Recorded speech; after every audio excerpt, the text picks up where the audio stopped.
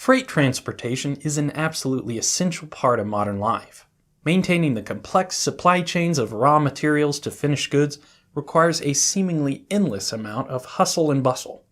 Millions of tons of freight are moved each day, mainly on trucks and trains, but shipping got its name for a reason, and we still use ships to move a lot of our stuff. One of the main reasons is that it's efficient. In fact, moving a ton of goods the same distance on a boat takes roughly half the amount of energy than it would take by train, and roughly a fifth of the energy it would take on a truck. You can prove this to yourself pretty easily. Even heavy stuff is practically effortless to move around once it's floating on water.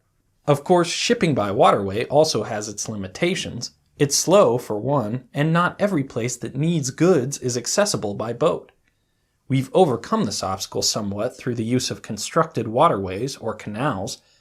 Canals and shipping are described in the earliest works of written history. But there's another limitation more difficult to surmount.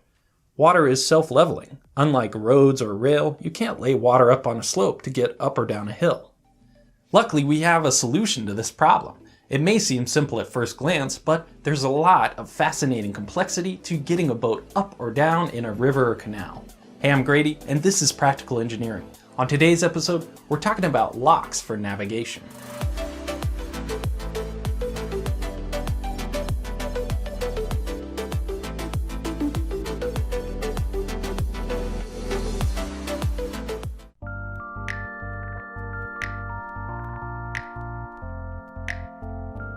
The efficiency of water transportation has a surprising amount to do with how the world looks today.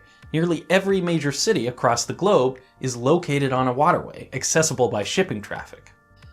Waterway transportation is weaved into the history of just about everything. So it's no surprise that even since thousands of years ago, humans have sought to bring access by boat to areas otherwise inaccessible. But creating waterways navigable by boats isn't as simple as digging a ditch. Unlike the open sea, the endless and uncluttered surface of water, land has obstructions and obstacles.